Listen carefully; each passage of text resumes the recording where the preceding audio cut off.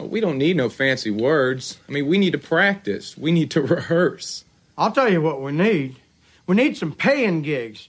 We don't need this messing around, first one patio and then another, and that's ridiculous. We don't got no goddamn band. We don't need fucking practice with you.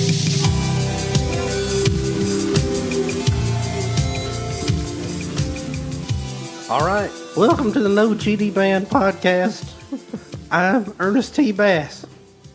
And I'm not Ernest T. Bass. I can do that, or I can do Ross Perot. You can do Michael McDonald. On the way over here, I started practicing Ross Perot.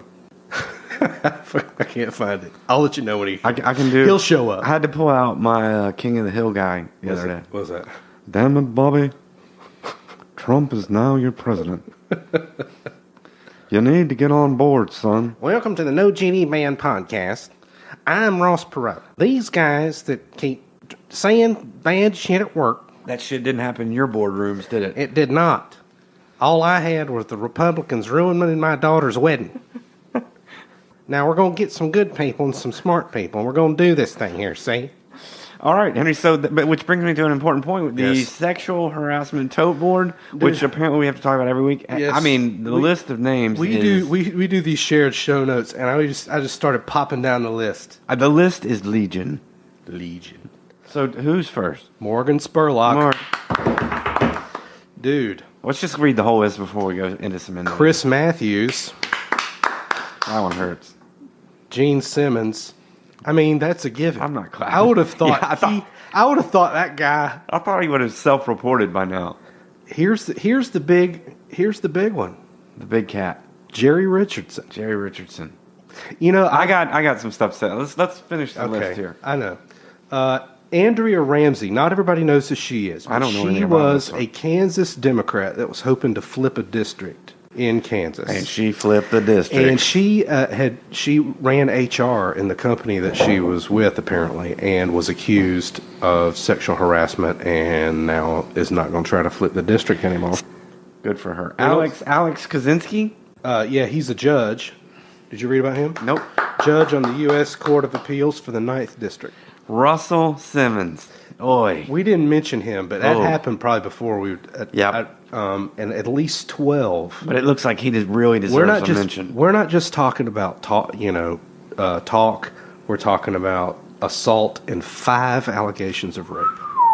He's a heavy 5 hitter. of them. He's going to get to go to the top of the board. He denies it all. T.J. Miller. That just happened like today. Yep. Saw that one. Whew. So here's my thing.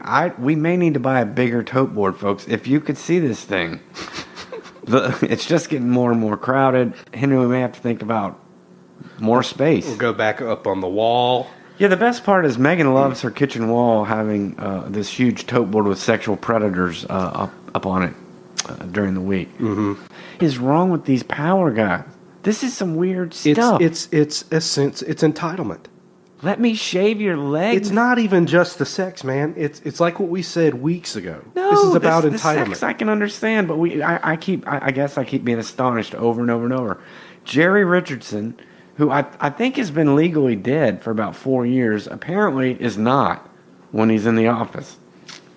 You look mighty cute in them jeans. Oh my! I can't even. I've never even heard the man speak. Yeah. He's only ever had one Did you press get to conference. jump in them things? I can hear him now. Did you read the part where they just everyone calls him Mister? Yeah, that was even. I mean, Not Mr. Look, Richardson. They just call but him you could Mr. kind of tell that none of those guys would take a knee at. Oh well, because he's the flag, because he's the massa that runs the But he's the plantation. moral. It's all the moral higher. I can't take my shirt off at a Panthers game and cheer for my team, but he can try to shave employees' legs. Yeah, with all Come on. The hypocrisy. And Chris Matthews. How long What did did he do? I don't even know. I couldn't bear to look. I think they paid some girls off in his past. But how does he sit there every night reporting this stuff? This is the thing that blows my mind. Knowing it's just a matter of time. It's a ticking time bomb till your stuff comes out. At least Morgan Spurlock self-reported. Self-reported. That's weird. I don't think so. I like it. I like it. I feel like he has a chance at real redemption because he didn't wait for the shoe to drop. I'm floored by the whole thing. I can't even analyze it. I have no idea what's going to happen next. And There's going to be more. Clearly, there's a disconnect between. Well, you also put Pepe Le Pew on this list, and I really wanted to see what you were talking about there. Because if you look at those cartoons, man, he was a sexual harasser. He's the template in the 80s when you got up and looked at Pepe. Okay, but there's a and she's lot like of running, stuff. and the cat's running away, and it's cute. So there's a and lot funny, of stuff as well, Henry, right? From our childhood. Or You remember A Christmas Story, right? Right. And at the end, where they go to the Chinese restaurant and the waiters are singing and they go fa ra ra ra ra. Mm-hmm. That in the live version that they did the other day, none of that. they were the best singers. They Right. were like in juxtaposition to that, really. Well, Megan really wanted to watch that. I guess we'll talk about that real quick right here. I am not for these know you're live not. musicals, but I don't like And I'm musicals. for it. I know you don't in general. I liked it. I thought it was kind of rock and roll. The reason why was because it's live. And Right. if you're going to screw up, Matthew Broderick, you screwed up. Right. But it's kind of like there and Well, she hated she missed it, so I'll tell her that she should watch it. And I know that it got panned in the press, but I liked it for that very reason. I liked it because it was No, that part of it I think flying intrigues without me. a net. I just don't see. I have a problem with musicals. I like the live aspect of it. Do you like all musicals? Yeah, all musicals. Like even rock musicals? Yeah, I don't like rock. Like Hedwig and the Angry Inch? That's the only one that I could tolerate. But and they have to trick you with saying. So here's my problem with musicals. Mm-hmm. I didn't particularly like the one that everyone likes about the Irish guy. Once, I think is what it was called. Yeah. What I liked about it was that it didn't present as a musical, because anytime they broke out into song, it was a natural moment that a human would break Where you're into supposed song. to be making music. So in Hedwig and the Angry Inch, at the very least, it was very similar to like, well, we're on stage. They didn't just break out into song to express their feeling. I don't get the need to watch. I guess it's weird to me because you always talk about realism. How is it like if I wanted to express to you right now my feelings about musicals, all of a sudden I went, and I don't like I like that. when we break into song in my kitchen. I like it because it's so not far real. because it's an sort of an idealized world where. But how's it wouldn't different be from great? horror being Wouldn't an it be great? idealized world? It's a different, No one different. breaks into song. and not all horror movies are bad. Just most of them. Right. Well, And it's not about realism. I can it's only just think about of two musicals that I can tolerate. Hedwig and what's the other one? Once. Well, that one you can talk because of that. Because it's moments where people are supposed to be making music. It's not like The Sound of Music where it's part of the story. The Sound of None Music of that. literally makes my head want to explode. Not only it has an added bonus feature. which West is- Side Story. That is the worst crap that anyone's ever tried to pawn I off can't on believe people that. as See, you a just movie. you just like an entire genre.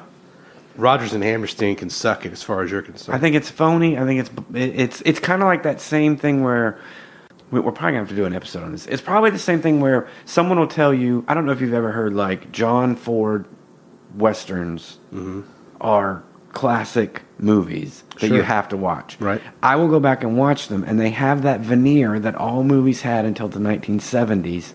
This stylized version of what people really do, and it bothers me. People don't go, "Oh, John, don't go into the field." Mary, I have to go into the field. The bad guys are in the field. But John, that's not good to me because I don't get that. So Rodgers and Hammerstein is the same way. Tough kids out in the alley don't just start going, doom, doom, doom, doom, doom, doom, doom. I'm going It's to not cut him supposed with to a be knife. real. Right, it's not supposed to be real. No, I get that. I just don't like that. I don't want to watch that in a movie. Yeah. Like I appreciate it as just a rock opera is okay because it's Why is all that okay? because it's all music for them. I mean, like Tommy. Tommy bothers me just 'cause I'm not a big Tommy fan. But like I thought, What other rock musicals are there? The Wall. The Wall. but I don't know that they were trying to make a movie. I felt like they were trying to make a record as much as they were trying to make a movie. So, I mean, and I'm splitting hairs. Yeah, there, we I can know. sit here and I mean, talk about Oklahoma is probably considered a record as much as it is. Sure. Well, they're quintessential records of the human experience. You just don't like that particular genre of that. I don't think there's anything real. Like about asking it. somebody if they like polka, I guess. No, well, I think Or- there is a distinction because I definitely think polka done in its proper format Would be good. is a proper form of expression. But some forms of musical you like. No, Others I you can don't tolerate. like. I don't like once at all. Is Yentl a musical? I've never watched it. Shit, I can't remember. I think it is. But I'll tell you what I like. I'll tell you why I know I don't like musicals because I love every single thing about the songs in Hedwig, and I would Yeah. much rather Well, just listen to can the I have it- record Hedwig. Than Can I watch have your it. Hamilton tickets then? Because I would really like, I want it stated See, clearly and to have plainly on this this. podcast that if I ever bought a ticket to fucking Hamilton, you will find me swinging from a rope in this kitchen. You're All not, right. You're not going to Hamilton. Fuck that. Okay, the next item I put on the agenda, Henry, I Okay. just wanted to bring to your attention, while I was editing the podcast, and folks, sometimes when I edit, I might have what's left of the dregs of the whiskey from the actual podcast. So last night I was editing. And I don't know, I get really deep into it. Like I'm really trying to take out a lot of the ums and the ahs, and I'm trying to take out any kind of little noise. And I'm really analyzing what we're saying. And sometimes I miss the forest for the trees. Mm-hmm. For some reason, I just got to a spot, and I just played it over and over and over. You're just sitting there going, I say, white bush. And you go, Cornish tags. I must have been thinking about like, I kept thinking, like we're gonna tag. I kept thinking, this is the best band name Like people ever. are gonna. Oh, I know. People are gonna search on it.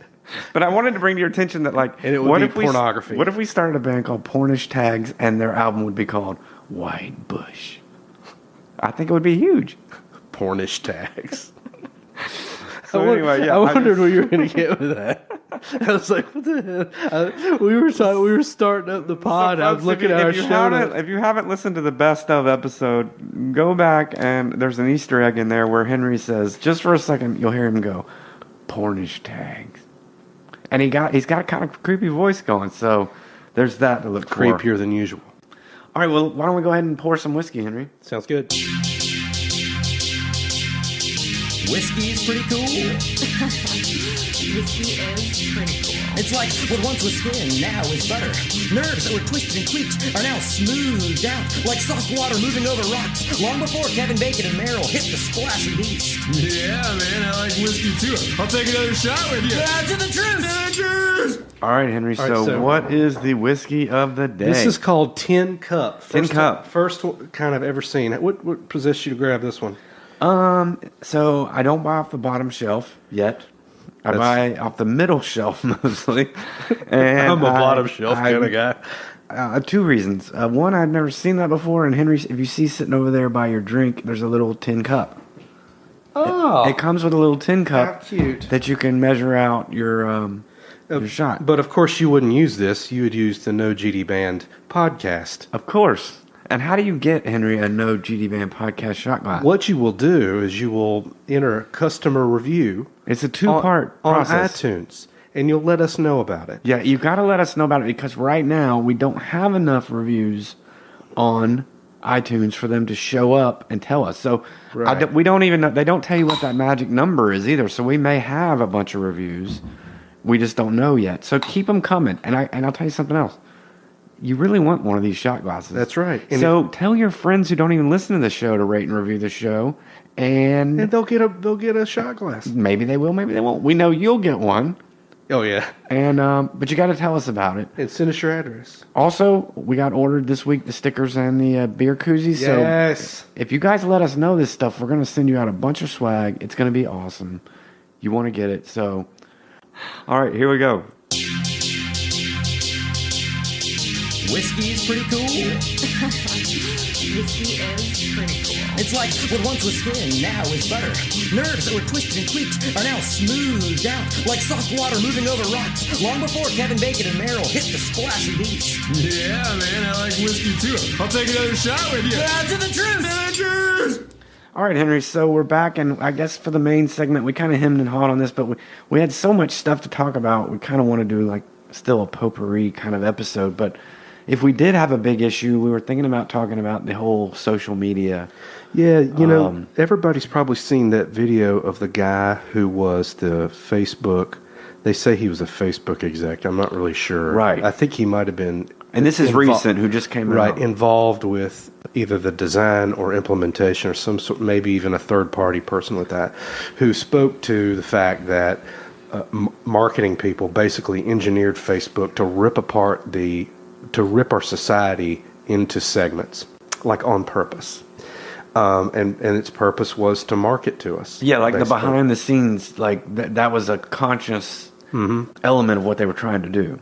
And I guess the bald admission of that resonated with me because, I mean, at first I thought, well, this is just a side effect of late stage capitalism gone amok. Maybe that's true, but I never thought about it being a deliberate attempt to sell me something. Right. Rip the society apart to sell me things. My first impression of that was, and this guy probably knows because he was probably involved a couple years after it started.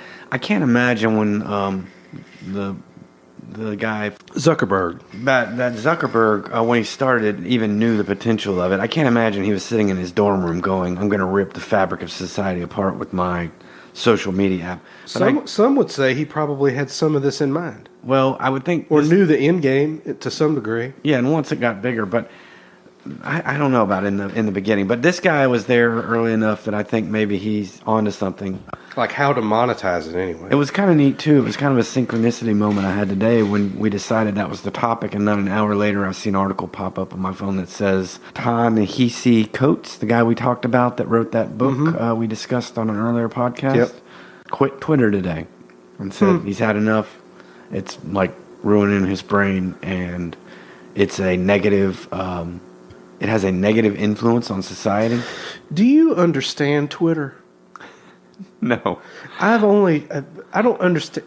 Look, Facebook kind of follows a mental narrative. I know that I have it set up so that it hits all like my news stuff. Mm-hmm. I'll have like propagandized news of some kind, right from a slant, right. With a brief 2-minute, oh my God, look at this horrible shit. Oh my God, look at this thing.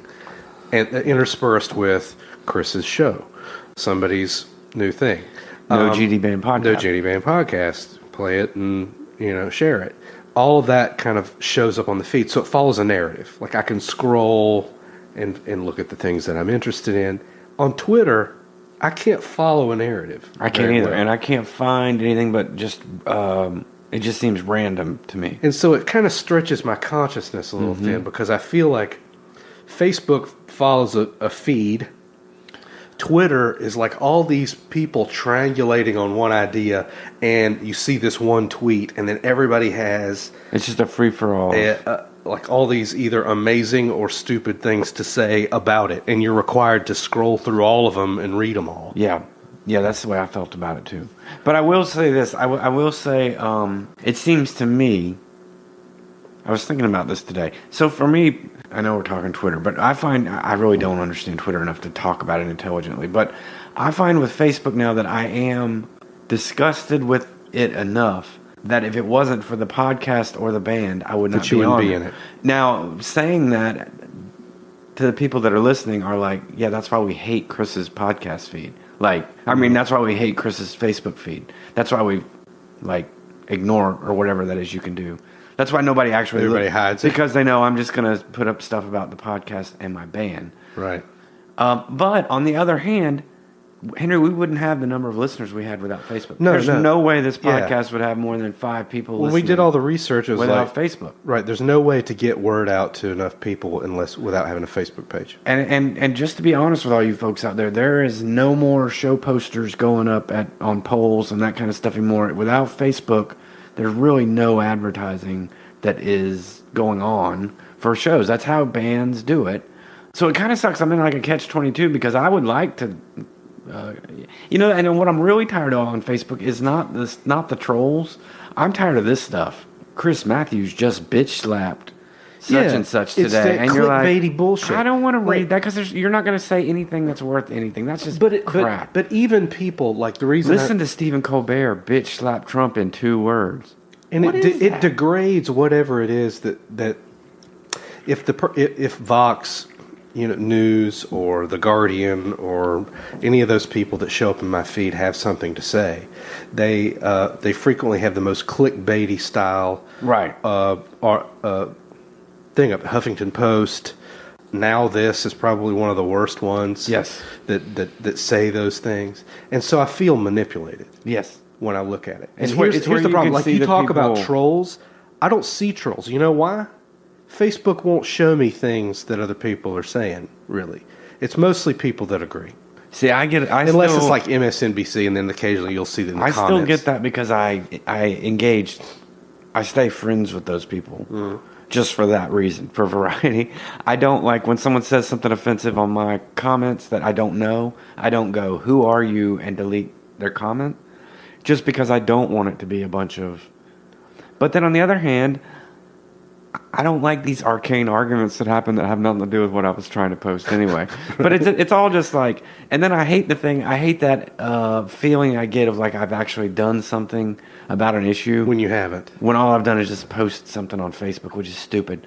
Right. And but- you think you've argued a guy into the corner, but I you think haven't really. let's zoom out a minute and talk about social media, not how we personally feel about it, but think about a teenager today.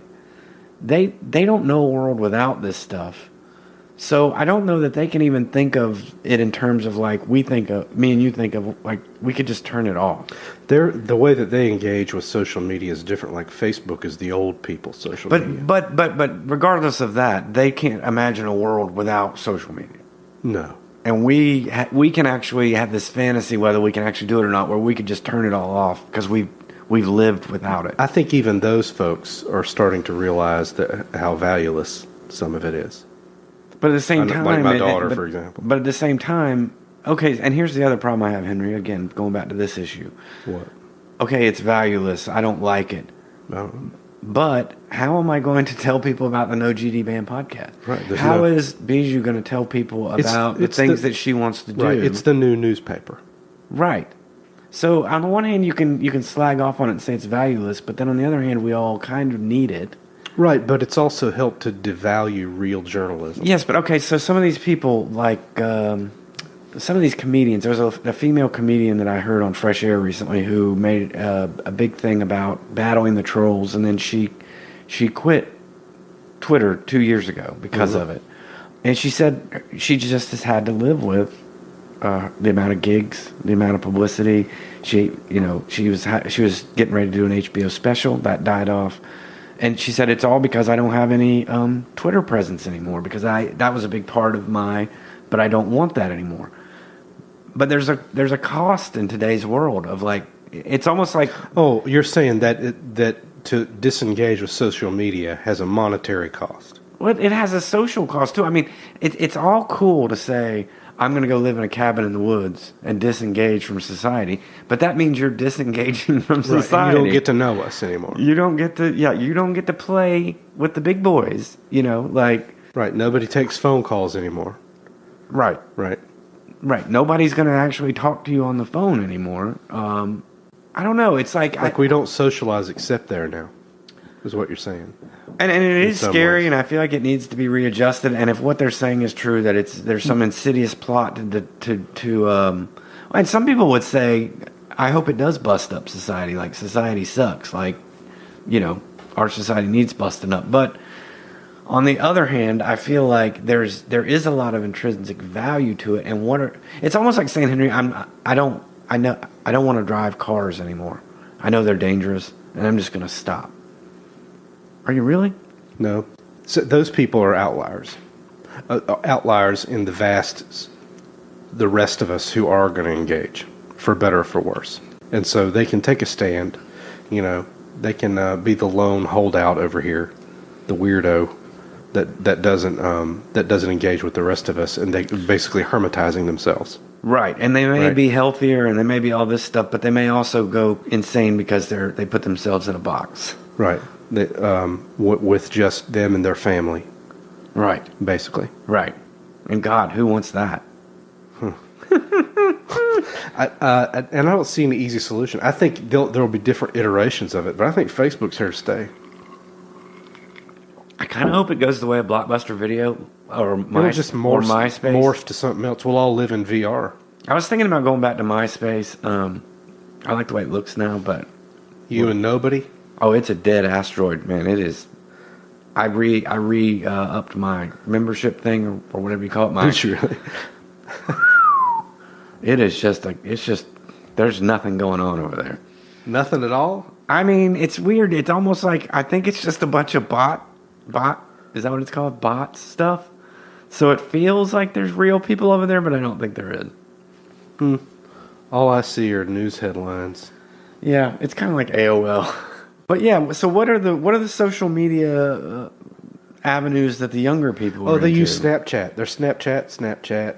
And you talk about Instagram. not understanding something. I really don't understand Snapchat. Let me ask you this. I get snaps from Jessica and Bijou. Okay, all the so time, let's say nobody this. else. Let me ask you a question. So, the concept of Snapchat. Well, we sound old. The concept of Snapchat is it disappears. Yeah, but I think you can save them in something called a story. Okay, so let's say that. My daughter's gonna laugh at me. Right. Well, I want your daughter. I want your daughter to turn. So nobody else probably under. I want her to 30. turn the podcast off at this point. Or this is what you should listen to. How stupid your dad is. Turn it off at this point because I'm going to ask a really dumb question. All right. If I started Snapchat today, I feel like if I invited, or whatever you call it when you say I want to be friends with you on Snapchat, if I sent that to a girl, not my wife, her first impression is going to be he's going to want to send me a picture of his penis. dick. So I don't really want to give off. I don't off think that. that's necessarily true anymore. Okay, so I can just think openly just say I want to be your Snap buddy. Yeah, and I think you can, like the pod could get a snap. I'm afraid to. Yeah, I don't think. Oh, and this is the other thing. All I know about Snapchat is that they take pictures of their faces with like With little funny little things. whiskers and stuff on it. So yeah, I'm gonna probably cut this whole segment because we sound old as shit. But Don't cut it, so what don't else? cut it. What else besides Snapchat is out there that the kids are loving? Instagram. So Instagram is just Facebook without all the comments, right? Basically. Right. We have a friend that works for Snapchat. We should call him up and say, explain to me what Snapchat's good for that's going to add to Who my is life. this friend that we have that works for Snapchat? Dieter. I didn't know he worked for Snapchat. That's my understanding. I thought he did his own thing with the little whatever you call those and they just uploaded them to Snapchat. Like they have a contract with Snapchat. Well, maybe they do. But I my don't really know. understanding- I thought he worked with Rick and Morty too, so I thought he did too, but maybe he doesn't. I'll have to ask him. he's probably already made like $4 million and Dieter, if you listen to this, tell me who you work for. won't answer our calls. But But Dieter, we miss you. Glad you're doing well out there, buddy.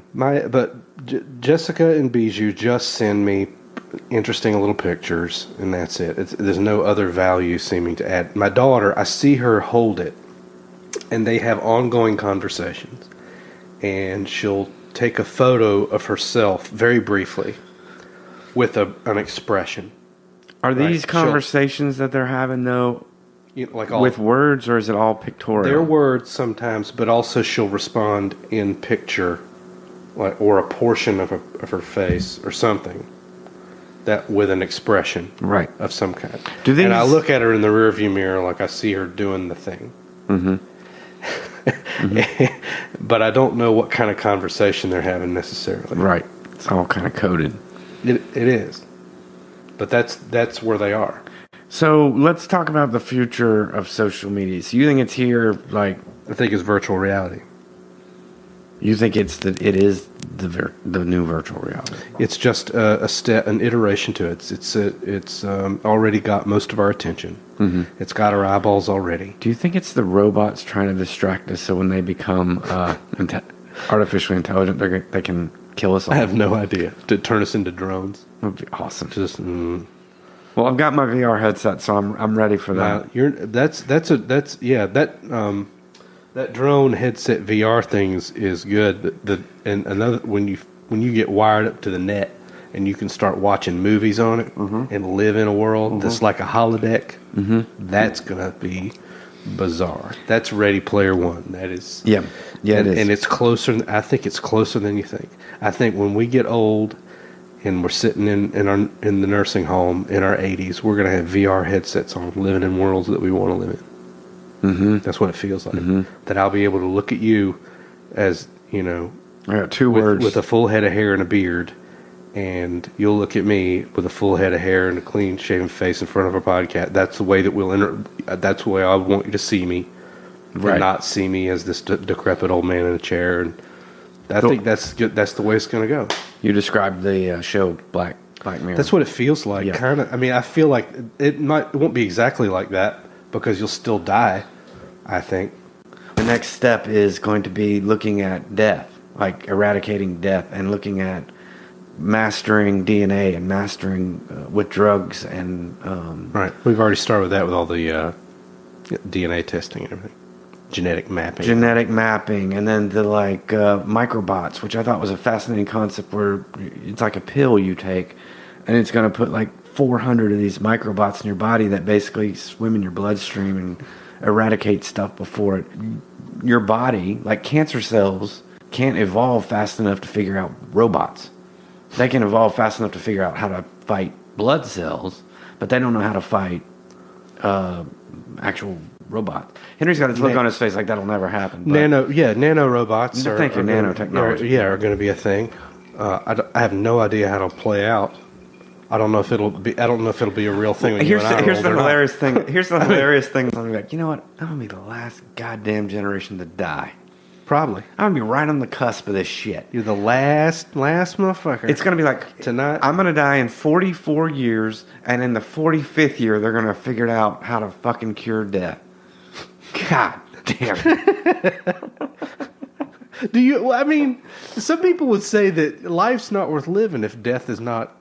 You know, I don't buy that. I see. That's what some people say. I have a huge fear of death.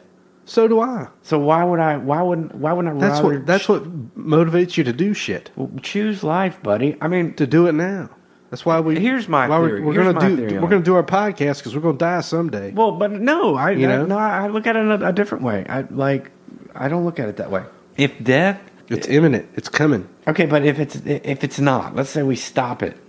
Why wouldn't you choose to ride the ride as long as you can ride? The alternative is nothing. I just realized why The Walking Dead bothers me so much. Remember that show, The Walking Dead? And I told you that it always creeps me out because... No, I don't remember it. I love it. I'm still watching. It's like...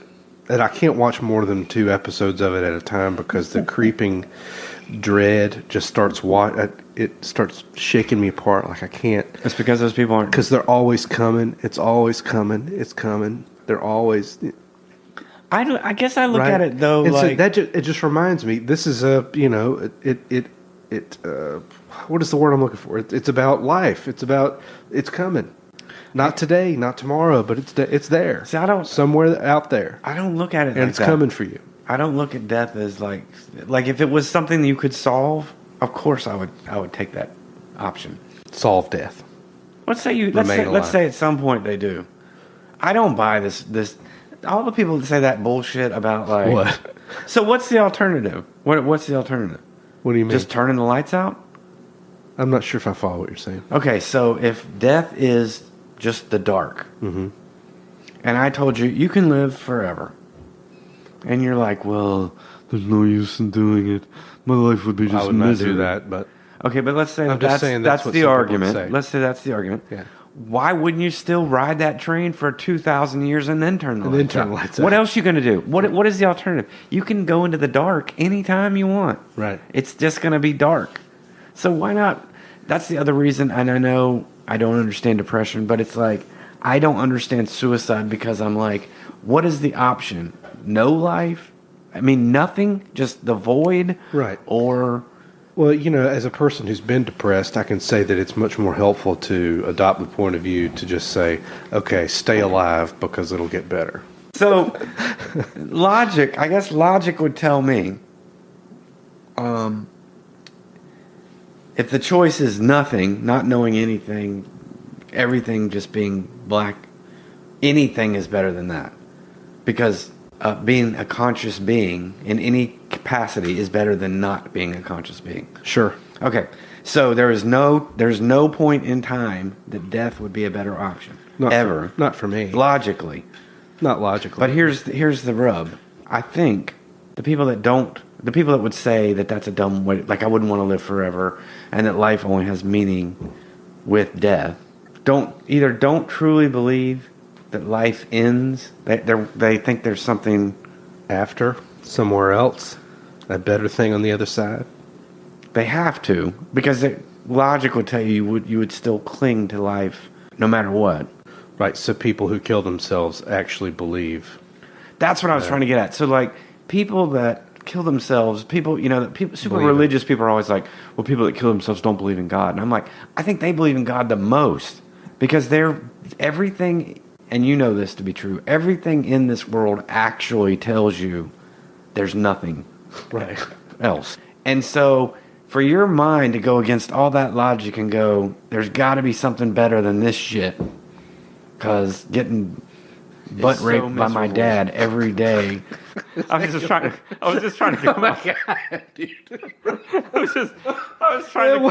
What he did, he said, he pulls out a deck of cards. Like, what is the absolute worst experience that a person can have in his life? And the top card is getting butt raped by your dad. That's it.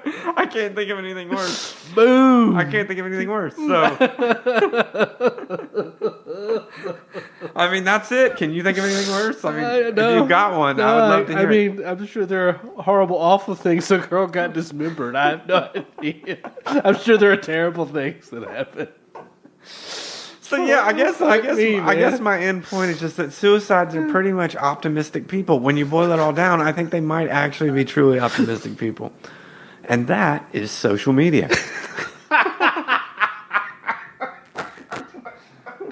All right, you know what? It's time for current events.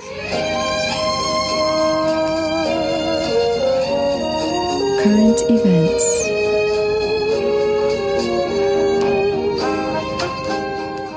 Current events. All right, here we are. So you saw Star Wars. I don't want you to ruin it for me at all. I won't. So I don't know what the hell you're going to say about it, because You asked me questions that you want to hear about. Is it good? Yes. Yeah. Is it? My what I've heard, and I'm no spoilers or any of that stuff. I'm hearing it feels like Empire, a little bit. I think that's lazy. Is it lazy? Yeah. Because It did not feel like Empire to me. I'm off next week. Biju's off with me. She says she didn't want to go to Star Wars, but you know that She does. that holiday boredom is Right. going to set in. We're going to be like, I think there was some interesting stuff that's not going to be... Is it in 3D? It did, but I went to see it in 2D, and I'll tell you why. I think I told you this. I went to see Blade Runner in 2D, and then I went back and saw it in 3D, and the 3D was just distracting. Mm-hmm. I haven't really seen a 3D movie since me and you went to see Avatar. Really? That I thought, wow, the 3D blew me away. But some of the interesting things from Star Wars that won't be spoilery for you, I think it's interesting to think of it in the way of the original trilogy was for our generation of white males. Mm-hmm. And this movie is like the middle of the last trilogy, because the other three were prequels, of course. And it's really seemed to me very much like passing the baton. Really? To multicultural. It definitely, A broader spectrum of it society. felt like right? a metaphor for our culture, like our society, which I thought was interesting. Did they struggle with it? With that? In the movie? Well, the old white characters struggle with it, of course, but I mean, in the movie, like, was it I guess what I'm asking, this is without giving too much away. I can't Did the give it. characters sort of accept a multicultural thing or embrace it? The movies always did. I thought. But think about. I mean, you watch it and you think about it. There's a lot more characters of color now, and they're all young. I mean, think about the Empire. It's all white. Dude. I mean, it's all pretty much white people. Even Darth Vader turned out to be a white dude. Is the script good? Script's good. I will say there. Is it cornball in some places? I like that he didn't approach it with the awe that J.J. Abrams did. Mm-hmm. Although I liked the J.J. Abrams one better, I think, personally. You said all Like it's some sort of hands off. I can't touch I can't like play with it like a little bit. Like what it felt like to me with the J.J. Abrams was I get to make a good Star Wars movie. I get to. But I'm not gonna blow. And, but I'm not gonna blow what you know about Star Wars. Like I'm not gonna go do something outside the box. This guy went at times a little outside the box in a good way. You might like. I mean, I'll just say this. There's a couple of moments, and they're not a lot, but there's a couple of moments that reminded me more of Spaceballs than Star Wars. No. There's a couple Mel Brooksian kind of things. Oh God. No. There's a couple of that, a little bit of that, and then the thing that my wife got mad at me about, and maybe I'm turning into you with horror movies. There's just some stuff that was so fantastical for the plot to move that I was just like. And you know, that ain't gonna happen. And Megan's like, it's Star Wars. Stretches credibility. Like just some of the stuff. Like there's some things. There's some movies, man, that abuse your suspension of disbelief. This is one of those. And some horror movies do that for me. Okay, well, like they seem to abuse it. This seems to be like just. So at some point I'm like, will somebody give me a definition of what the Force can and can't do? Okay. Can I just find the outer limits of what the Force can do? I'll accept it can do anything that you tell me. Can it move planets? Yeah, I'm just like, what can it not do? Can it cure cancer? But there's some even sillier stuff that I kind of felt was Mel Brooksian, but subtle in that, like, it's like... there was a guy holding a pick in the desert. No, we ain't found shit. There is a moment kind of like a Mel Brooks, super like Mel Brooks moment. But no, there's just some little stuff like things where I'm just like, why doesn't the ship just go faster? That would solve this. And then they actually address that. And it's some ludicrous thing that you're like, we can't go faster. The dilithium crystals went away. No, it's one of those things where you're just like, come on, man. Like, so yeah, but as far as like this, okay, but the stuff that you know that I like, the cinematography is better than any Star Wars I've ever seen. Good. It's absolutely beautiful. Even better than the other one? Yes, and it's got moments. Okay, so it has which was good. Obvious odes to Mel Brooks. It has obvious odes to one of my favorite filmmakers, Akira Kurosawa. So there's moments that look like these sweeping, epic. Somebody said that the lightsaber battles are great. Yes, they look like Kurosawa. So you're like, well, that's cool. But so I think the guy was doing like, I'm going to do an homage to this great director. Does Mark Hamill get a chance to act? And acts amazing. Yeah, I think he's the best in the movie. Like he's not the old. He's not Luke. Like you remember Luke, terrible B-movie actor. He's really emoting and he's doing stuff, and he's not doing it like overtly. He's like, it's very subtle. This is his movie. It's great. He's great. And I'll tell you something else. I went to see it with a friend of ours who told me he read almost 50% of Carrie Fisher as CGI. I was looking for it and couldn't. No kidding. When the movie finished, I was like, shit, she finished this whole fucking movie. And they were like, no, she didn't. She only finished like a half of it. And I was like, I mean, she's in it more than the last one. She's in If this they one. hadn't told me, remember what was it, Tark? With Colonel Tarkin or something like that? Yes, you would have thought that if they hadn't told me right. that he was CGI, then I wouldn't have really noticed it. Right. But I did notice it. I did notice it too, and obviously this last one, everybody knows she's dead, so it's like you're looking for it. Yes, but this one I was looking for and I didn't know it, and it made me think of this, Henry, which is I can't remember what movie it was, but they CGI'd for just a minute young Robert Downey Jr. Robert Downey Jr. looking at young that, and the first thing it made me remember think we saw that together. I'm like, I was looking at you like they can do this now. Yeah, and I was sitting there thinking, when this becomes cost effective, why do you need real Robert Redford anymore? Because I want to see Sundance Kid Robert Redford. Yeah. And you won't need Robert But Redford. look, and you doubt me about this VR thing we were talking about earlier? No, I don't. I'm telling you, man. I don't doubt you at all. This I shit's just, real. I know. I'm not kidding you. I just think it's amazing that I'm looking at a If movie anybody going... can predict the future, I don't believe in anything else, but I know that's coming. And listeners out there, if you watch the movie and you obviously notice that the Carrie Fisher thing is not Carrie Fisher, let me know where you saw that, because I want to watch that That's scene where I'm again, going. because I'm looking for it. Okay, I'm gonna go. all right. I'll probably let's go talk. see it in 3D. Let's talk Godless. We both seen Godless. We both I watched wanted Godless. to like Godless.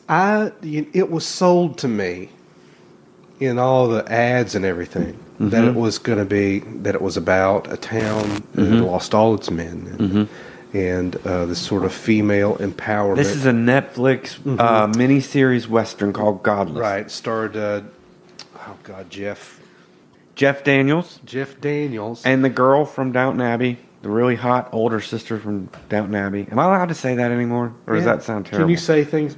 Can you say people are hot anymore? God damn it! You're not at work. I find her. I told Jessica the other day. I said, all right, let's say that I'm single and I'm at a bar. Can I just say shit to people still? Like, you have a nice set of tits. I wouldn't say that, but But it's not harassment. It's true. If you don't like it, you can fucking hit me. I brought this up with you last week. I was trying to say, does this blur the lines for general interaction? I say no.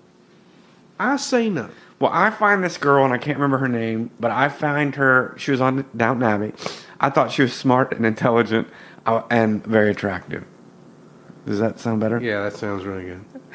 It does. Okay, good. Smart and intelligent, very attractive. And I'm at always, some point, and I'm constantly we're going to have surprised. to qualify everything by I saying know. somebody is smart. I know. And, oh my goodness, it's I know. attractive. Handmaid's Tale. Michelle Dockery. Is that yes, her? yes, and she's Okay. was on Downton Abbey. So, Yeah. okay, so continue. You were it was presented to you a certain way. It was right. I want to say a few things. It was the show was presented as, wow, there's a whole town full of women who have lost their men. What would that world look like? What would that be? That all those possibilities were presented. Then the show started to unfold, and all the main characters were dudes, all of them, with few exceptions. Everything that moves the story along were all men. My favorite character in the thing was, let's see what her name is. The lesbian girl? Merritt Weaver. Weaver? The kind of Yeah. blocky. Yeah. She was my favorite character too. I thought she did a great job acting. I don't think they gave her enough. No, and I was enough story. So you've got her and the girl that I like, who are such interesting characters. Every time they went back to their storylines, I was engrossed, and they don't go back to them But enough. those stories were all wrapped up in waiting for men, waiting for men, or helping that young deputy. Like she's going to make him a better man. Like, yeah, it's nothing about. So I feel like Netflix sold us a bill of goods. Okay, well, let me ask you this, because I thought about that same. I had the same criticism you did, and my wife did too. But then I thought about it this way: if I hadn't have heard all that, what did I think about it? Just straight up as a western. I thought Jeff Daniels did good with what he had. I liked his. I liked the part they gave him. I don't know that it had a lot of depth to it, but I thought they gave him some good lines. I see it just as a entertainment westerny, that there's at the end there's going to be a square off between this guy and this guy. I found it interesting. I felt like they could have done a lot more with the women don't need the men to take care of them. I think my feeling was that they started the ball rolling on this before all the sexual harassment stuff started. Then it started to roll, and they realized, we can put this is how we're going to market it. We can put some gas on it with this, right? Because that's the whole idea of just it being a town full of women is really just a side element. Okay, and our last item on the board is the McAdenville travel horror. I don't know why story. I put this on here, but this is what happened to me on Saturday. We had a long day. I went and Bijou had her guitar lesson. We raked leaves and everything and ate dinner. And I was like, you know what? They have around town all these houses that have great Christmas lights.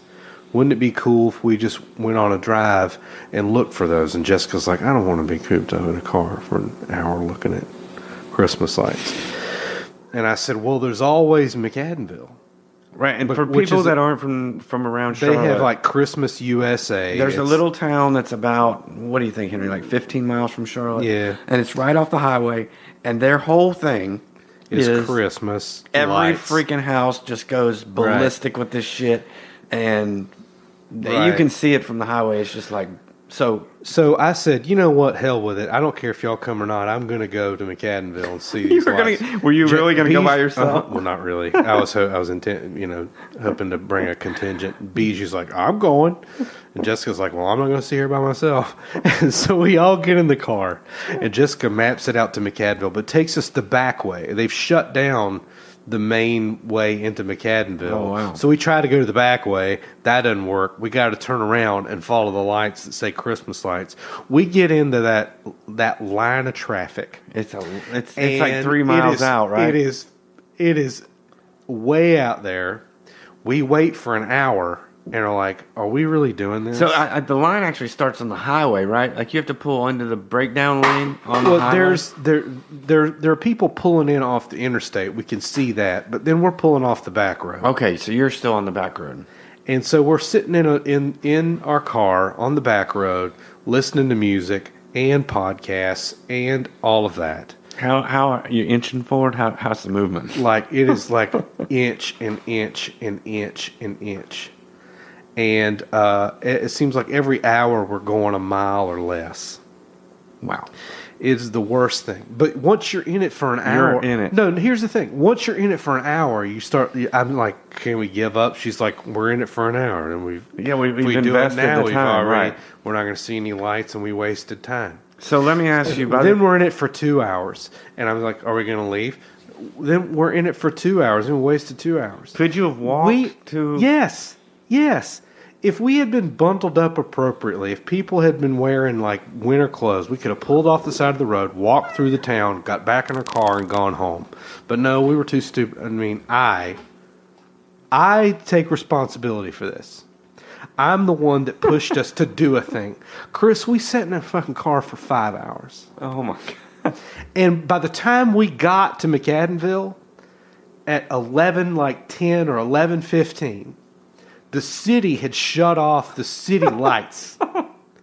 And so we drove through the new part of McAdenville at people who still had their lights on and are like, this is so anticlimactic. I can't believe it. And I'm not even going to tell you what happened in the car. I'll tell you that off mic. But Well, so here's my thing, Henry, and you tell me if this kind of fits that. don't go. My thing is all the stuff that I remember doing like that as a kid. Yeah. That my wife wants to do now, I am too curmudgeonly to do. Uh-huh. But I'm pretty much right? Like, who wants to wait 5 You hours don't. to see that shit? You don't. My daughter and my wife were like, nobody could blame anybody because I didn't know. Okay, I'll tell you another one that I used to Don't get go on the previous weekend to Christmas, I guess, and try to do that. Well, I thought about this Halloween, and I was like, I miss doing this, and then I thought... So, we used to get all excited about going to these haunted houses on Halloween. Yeah, I remember going to one of those. And now I'm like, sometimes I'm like, I miss that. And then every time I get to the point where I'm like, okay, let's see where one's at. By the time I look one up and everything, I'm like, I don't want to fucking do that. That looks stupid. Like, I'm not going to go stand in line to do that. Remember we went to that one We went to that was the one I was thinking about. So, like, should we do that again? Or was it as bad as I remember? It was lame then. It was lame, right? So, okay, so maybe we're not missing out anything. So anyway, folks, this is our actual last show of 2017. That's right. And we will be back in 2018. We've got a lot of big plans, and we want to thank everybody again for listening, and hope everybody has a happy new year and a safe new year. Have a great holiday and a happy new year, and be safe. And again, thanks for listening so much. Yeah, we really appreciate it. Thank you for listening, and we ain't got no goddamn band, Chris. Oh, we don't need no fancy words. I mean, we need to practice. We need to rehearse. I'll tell you what we need. We need some paying gigs. We don't need this messing around, first one patio and then another, and that's ridiculous. don't got no goddamn band. We don't need fucking practice.